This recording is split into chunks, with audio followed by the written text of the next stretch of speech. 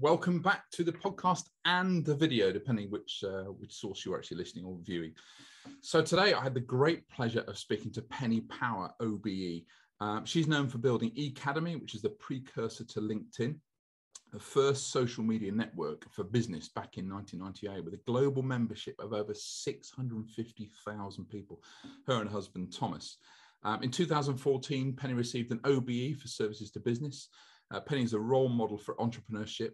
But in this interview, we talk about being sensitive, being enough, and the money monster. I know you're going to love this interview. Penny's a great friend, and let's go over to it now.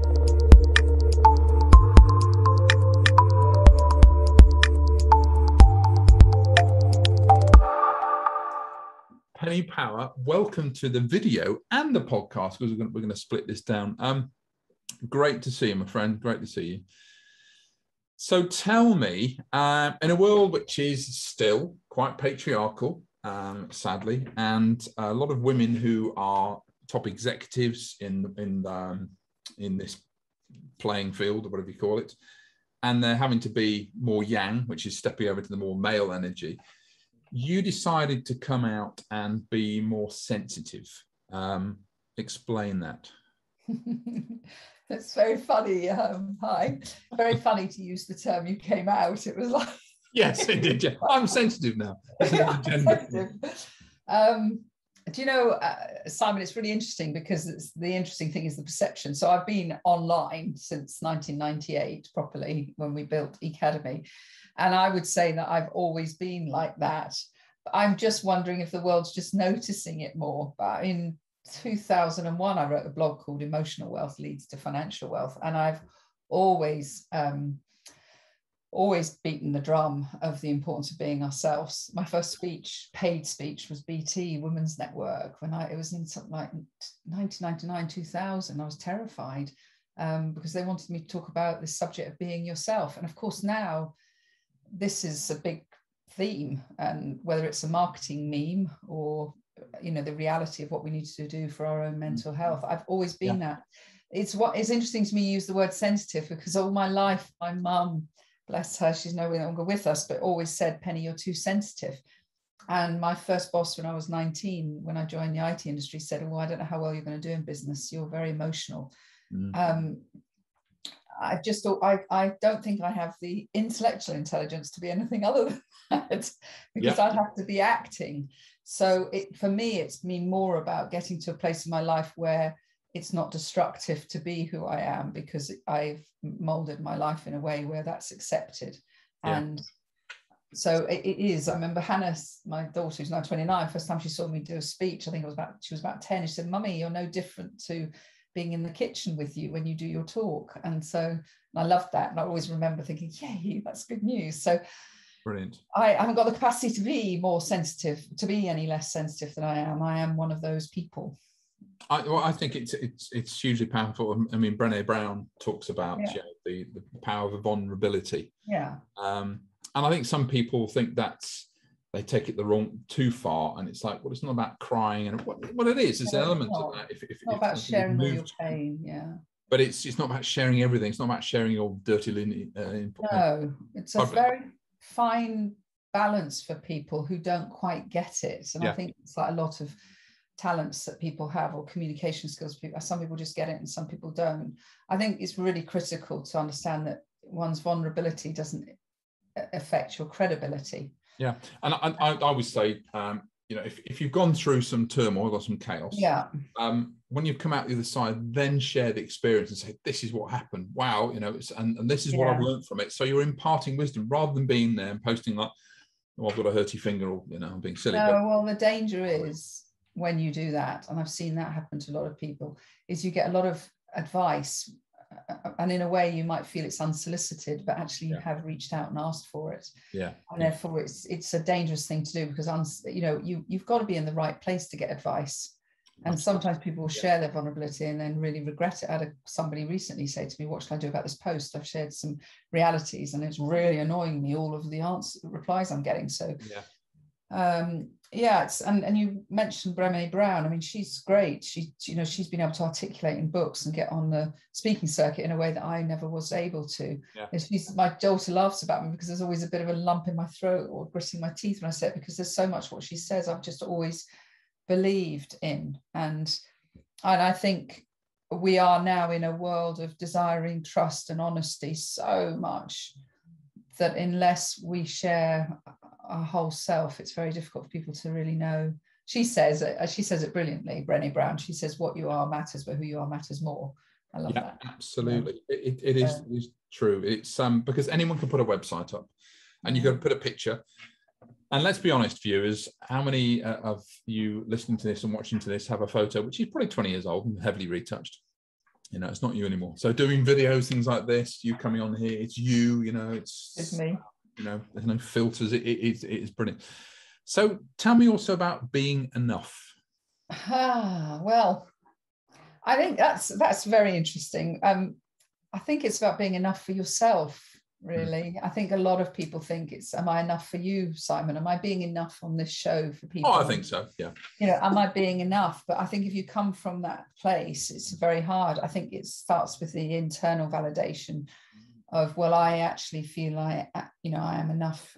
I mean, God, we're always having to have that growth mindset, but I'm meaning in my core strengths and vulnerabilities and whatever the talent is that I have to the world, I have to accept that I can't be someone else. And I do remember a chasm that I crossed on that quite clearly. And that was when I first started Academy back in 1998. And that was the first social network in the world, for anybody that's not heard of it. Yeah. No longer exists, but you can Google it. 650,000 members you had all around the world? Yeah. 650,000, yeah. So we started it before LinkedIn. It was 4 years before LinkedIn, 6 years before Facebook. So it was the first social network in the world for business. And but I remember I was at the school gate collecting Hannah. So I had 3 children under 5, and I didn't plan to be a global entrepreneur and go on the path that it ended up taking us on, along with the risks and stuff that happened as a result of it. But I was at the school gate collecting Hannah, and any mum and dad will know that's quite a special moment. But a very important phone call came in just as I was standing waiting for her to come out of her classroom in the playground. And it's lovely. The kids run towards you with their Biff and Chip books, and it's all very special. But I had to take this call, and it was really noisy. And I said to this person, I just found myself saying, it wasn't rehearsed, sorry, I'm at Waterloo Station about to get a train. Can I call you back? Right. And they said, yeah, of course, and put the phone down, and then cuddled Hannah, and all very exciting. Got in the car, and then I felt this horrible sense of deceit, not only to the person that I'd said that to, because I'm not a liar, but also to my daughter and to who I was at that stage in my life. And I remember the moment I was passing the end of a road that had the stables on it, and I pass it regularly. And I just remember that moment where I was quite disgusted by myself, that I felt I needed to be that person. Yeah. And so I vowed to myself that I had to create a life around me and design a life around me and lead a life around me that allowed me to be the whole me and not have any of that pretend, which meant I had to, it's not easy. You have to design something. It took me years to really understand that. Design something that completely that you are right inside. Absolutely, yeah, because it's also when you put out into the world this fake kind of image that you're standing at Waterloo or whatever, you also attract that back in, and you will attract the fakers and the clients who are a pain in the backside and don't pay and blah, blah, blah. But when you come when you step into your own power and you're confident with it, and this is who I am, the world will really reward you. They'll step up and go, brilliant, and you'll get that back, and it's beautiful. I mean, we've been connected on Facebook for years, but some of the stuff you put out there, it's genuine and it's great. Do you know, it's lovely that you say that, but also it's all rehearsed, don't worry.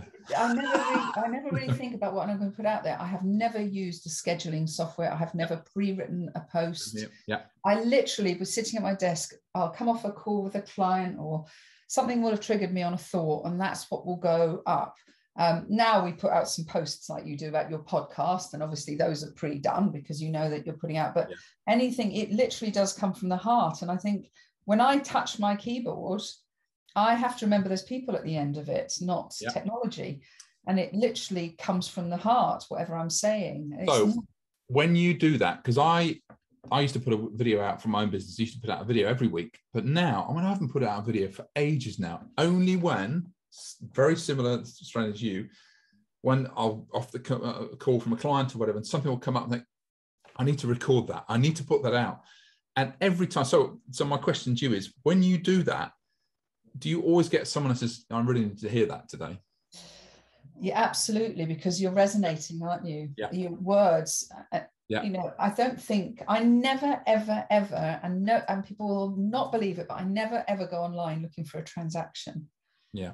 Or an outcome, because that sets me up for a fall to start with. So maybe I'm not brave enough, but also it's just not the way I have ever seen this social media world. I've never seen it like that. Yeah. And we actually have tested some things over the years of plowing money into all sorts of Facebook adverts, and it just doesn't work. What seems to work is when I resonate with somebody on a post, or, you know, kind enough to be on a podcast like this, and people just, it's, to me, the internet is just like being in my local pub. And you get the drunks on internet. No. But it is, or my local cafe. To me, it's not somewhere where I am seeking. And I think there's so much of the mental health problems and stress in business comes from that desire for outcomes all the time, from every human interaction that people are making. Completely agree. And I just love people. Yeah, I genuinely do. I love this. And I get that from you, you know, having followed me for so long. So I think that's possibly why it will resonate, and you get somebody saying, I understand that. I have learned that I can, if I, you know, people don't want to be sold to, but they do love having their problems solved. Yeah. And one of the things that I am dedicated to, and have been really all my life, but it became formalized when I started the academy, and now in what we're doing as well, is that I like people to know that they matter. Yeah.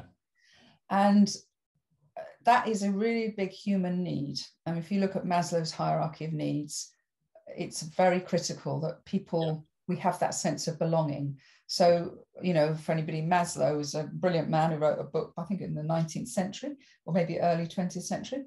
And it's a pyramid they talk about. And the first thing is, you know, have I got my physical needs? Then it's my need for safety. Yeah. Need for belonging. And then once you have that, your self-esteem, and then you can be the best you can be at the top of the pyramid, self-actualization. And I really am committed to that belonging piece. And whether somebody just reads a post from me and says, I have a sense of belonging to that emotion, or they join our communities and say, I have a sense of belonging to those people because they are resonating a similar vibe to me. Yeah. That is what I want to do for people. And I've got a huge amount of clarity about that, because I think we have become the most connected generation ever, but we are so deeply disconnected. But with the lack of love that we feel online, for example, is affecting people's health. It's so transient online. I think there's no depth to it. There isn't. Yeah. There's massive loneliness, Simon. I mean, we've got a business health check thing that people can take, and it gives them a report on areas of their business, and it's free. And so a lot of people take it. So about 1,200 people have now taken it, and consistently pre-COVID and now consistently over 67% is the lowest I've ever had in a month say I am lonely in business. Wow. And loneliness, what drives me about it in the business world is that it has an economic impact on you as an individual when you're lonely, because it'll affect your self-worth, your self-esteem, it'll affect the way that you manage to innovate, it'll affect your ability to really understand others. It affects how you innovate business models, you know, everything. If you're connected to people who want the best for you, that big belonging piece will help you to then raise your self-esteem and your self-worth, and you'll be more successful. So that's very important to me when I write my content. Yeah, definitely. So it's you're absolutely right, and it's that connection. And when with the IAB, and we started up the coffee mornings, and that people really felt there was a sense of belonging, and they really look forward to each. We used to do it every week, and now it's down to once a month. But it's to be part of something, because so many people, they are working from their back bedroom, especially after COVID. Yeah. A horrible thing. So I want to talk about your book, which is called Business is Personal: Be the Leader of Your Life and Business. So tell me more about this. Well, so after Academy in 2012 came to a really painful end, and Thomas and I had ploughed 14 years into it, and, had really had the roller coaster of having a global, very high profile brand, both personal and business. We were then in the wilderness, and Thomas got some non-exec roles and a few bits and pieces going on. And I started a couple of other businesses, one after another. I had not properly understood my emotions and handled with them, not only the stress of those 14 years, which I actually write about it, called Being Broken, in my book, or chapter 2. Yeah. And I do it only for people to be able to relate to it and learn from it. And then I started another business, and I was doing a crowdfund, and a troll from our past came back into that platform, Crowdcube, and Crowdcube didn't do anything about it, unfortunately, and it was pretty horrible. And the next day I was presenting to a group of people about how to build their brand online, and I had was diagnosed as a hallucinogenic panic attack. And this is a panic attack that's so high that it's actually the brain chemicals in your brain. And I'd never had a breathless panic attack. I've never had anything like that. I was very aware that not only was my business life stressful, but we'd had some really big traumas in our family of young deaths, my brother, my niece, my mother's dementia, and also trauma that of our daughter, which she openly talks about, when she was abducted by 3 men and raped by one of them. So I had been the sort of managing all of that whilst trying to pay down this enormous debt that we had created from having Academy. So obviously it was there, but it was just lying dormant, and it just needed that trigger, and that troll was a trigger, and it brought that through. So as a result of that, I decided to take a bit of self-care, which I'd always believed that anybody that had time for self-care wasn't as ambitious as me, and wasn't as busy as me, and wasn't as productive as me, and all these sort of terrible judgments. And I went to a psychologist called Dr. Anna Collins, who was absolutely brilliant. And it was just so illuminating, because there were some such obvious things about my character that I should have been aware of, where I was in conflict. The way I was living my life was in conflict with where I got my peace and contentment.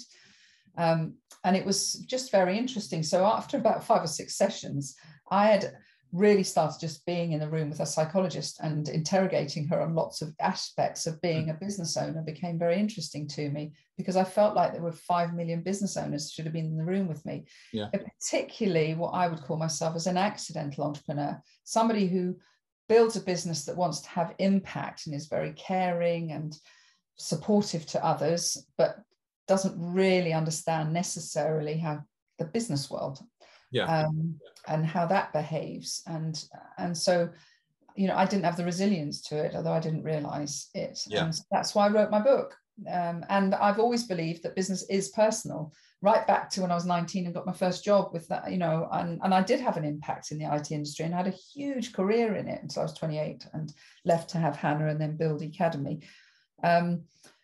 So I've always believed it. It's a philosophy that, when somebody said to me, Penny, I don't have to like you, it's just business, it's not personal. I thought, wait a minute. Yeah, it is. Yeah. That's not my bag. I need to like and respect people and have similar values to people. Yeah. Well, it's the three things. Do I like you? Do I trust you? Do I know, like, and trust? I said, do I know you? Do I like you? Do I trust you? Yeah, absolutely. Yeah. And you buy an emotion. We buy from people. So, there has to be that kind of emotional connection. When was the last time you and Thomas said, hey, let's go out and be sold to? No, you buy on emotion. Absolutely. Because it fills a need. Am I hungry? Am I in pain? Or do I want to get there faster? Or do I want to have more luxury? Or whatever it is for you, it's your own, your hot It is, but not all personality types understand that, because we all know that you can sort of split people a little bit between, are they people orientated or are they task orientated? So if we look at the sort of the world of finance, accounting, lawyers, web guys and girls, you know, they tend to be much more tasky people. They're not necessarily as comfortable in that world of communication. So it's not difficult to see how the online world has ended up getting completely savaged by people who want to automate everything and be at a distance from people. And I just think that's just catastrophic, really. Well, going back to the coffee mornings before, you know, that was Janet and Sarah. Hello, Janet. I know you're watching this. You know, they were very much behind the scenes, but it's wonderful when the people, the board, step forward and say, "This is us," and the members have all gone, "Wow." And they feel there's a connection. And when you have that connection, it's more loyalty, you breed more trust, and that just permeates throughout it all. And the member engagement is really increased, and it's lovely. I bet it is. I bet it is. I remember Hannah, who has coached me a lot, my daughter, on stuff, and she said, "Mum, just stop being a businesswoman and just be a community builder, because that's what I love doing." And to me, it's just strengths. Yeah, absolutely. It's just an extension of being a mum to me, creating a family with the values of love inside it. And so I'm sure it must be fantastic. But, you know, people have to learn how to be a citizen of those places. You have to learn how to manage a community, but you also have to learn how to be a citizen in those places, because it can often feel very alien now. You know, when I look, when Farnham, we used to have a wine bar in Farnham called Sevens. This is years ago, like 15, 20 years ago. And everybody after work would pile in there in the evening on a Friday. And that's where majority of business was done. And, you know, that whole thing has become very alien to us now. Business isn't done on the golf course in the same way. It's just, we've just got to get back to that world. And so it's lovely that you're doing that with your, what were they called, Jane and? No, Sarah and Janet. Sarah and Janet. Janet's the COO, sorry, CEO, and Sarah's the COO. Brilliant. And we have to, you know, when we create, we've got a community called BIP 100, which is Business as Personal 100, and it's for business experts and for us to nurture them and for them to nurture one another. And you set the culture of that community, but then it's about people feeling, actually, I've got permission to really be myself here. And for us, we want to measure their emotional well-being, not just their financial well-being as a result of being in it. And talking of finances, in the book, you talk about the money monster. Yes. This would be interesting, because obviously with the IB is all about finances and accounts. Tell me more about that. Well, Thomas and I took enormous risks with the Academy. At the beginning, it was like, my God, this can't be real, because when I started the idea, such a long time, I remember it. I remember and when I started the idea, it was literally, Thomas, there's MySpace and Friends Reunited. Can't we create a little community for some business owners? Oh yeah, Pen, that's a good idea. He had his own business. I was still breastfeeding my third child. And, you know, it was just an idea I found somebody who said, yeah, I can build you something like that. But they'd never built a community before. Nobody really had. There'd been what a project to take on. I know. There would be Yahoo groups and things like that for anybody as old as that can remember it. But and then somebody very quickly contacted me and said they wanted to invest and they wanted to put £250,000 into it. And then they became a 50% shareholder. And then our nightmare started, because very quickly they wanted to float it on the stock markets. Within 18 months, Thomas and I were worth £22 million on paper. Wow. And suddenly the happy little content life we had was looking small compared to what the potential of our life could be. But that actually wasn't what was driving us anyway. The dot-com bust happened and it didn't go out. And then really from 2000, our financial hell started all the way through to 2012, because we had this responsibility for people that loved this home we'd created, but funding it was ridiculously hard. And we had some false starts. Barclays were going to buy us at one point after but that happened during the banking crisis, then flared up. And then the day they were going to sign the contract, literally, we were on the 33rd floor of the Canary Wharf with them. They said, no, we can't, because Bob Diamond is on the front of every newspaper as being a bad guy. CEO of Barclays. Anyway, there were lots of moments like that, which I won't go into a lot of detail. And it resulted in us having 152 credit cards that we had personally taken out. I didn't know there was that many credit cards around. I know, it's amazing. To keep the business going. And anyway, when it did go, we had a lot of debt at the end of that. And I created a monster spreadsheet, and it was my money monster. And what I learned from it is we had personally gone into debt in order to grow a business, and that we hadn't really had the boundaries around us and our business. And a lot of people do that. They put Band-Aid on a business in order to keep it going. Yeah. And you don't really get the right picture of what's going on. And so part of my journey from starting Academy was Thomas ended up having to come in, because when we were floating the business on the stock market, he was forced to bring his business in. Part of my journey, we brought in a CEO. I never really got that involved in financial matters, not at home and not in business. I was busy enough.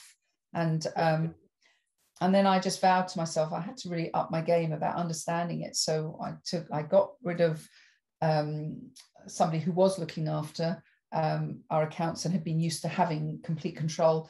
And I embedded Xero and then brought on a beautiful bookkeeper into my life. And I had the empowerment of seeing everything rather than not, and being connected to it with this bookkeeper working side by side.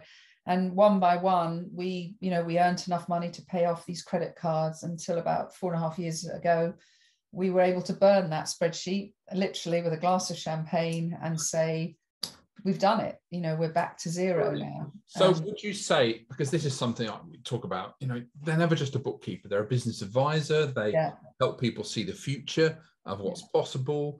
So many things. So essentially that bookkeeper saved you mentally, financially, everything. Yeah, I mean, it's a really critical relationship, because I cannot believe how complex it is to run even a tiny business when you think of the provisioning you need to do for the various taxes, the PAYE, the VAT, the corporation tax, etc. And just understanding the disciplines and having somebody to talk things over with, and how do I categorize things, and it is a skill. It's a skill. And what I always say is that we have our primary skill in business, and whatever it is, it could be a graphic designer, you could be a podcast host, you could be a community builder like I am, but all the secondary skills that you need in business are really the things that are going to make or break you. What is it? The E-Myth by Michael Gerber. He talks about, splitting the business, and you have a creative idea. It might be knitting elf socks. Right. Yeah. But then he's realised, I've got to be a technician. I've got to be the marketing. I've got to be sales. I've got to be all these different things. And your passion is just sitting there knitting. Suddenly you're pulled in this way, and the passion just dies, and you just think, hate it. So get people. Yeah. And I mean, it's not expensive to have a bookkeeper by your side, relative to how you probably charge your own time out and to the errors that you could make. So, and what's it worth to your mental health as well? Absolutely, Simon. I mean, that's probably should be at the top of why you should do it. Yeah. Love it. I can see Jesus bookkeeping save you. I love it. Absolutely. So look, 3 last questions. I really appreciate your time, Penny. I know you've got a busy schedule. Tell me something not many people know about you.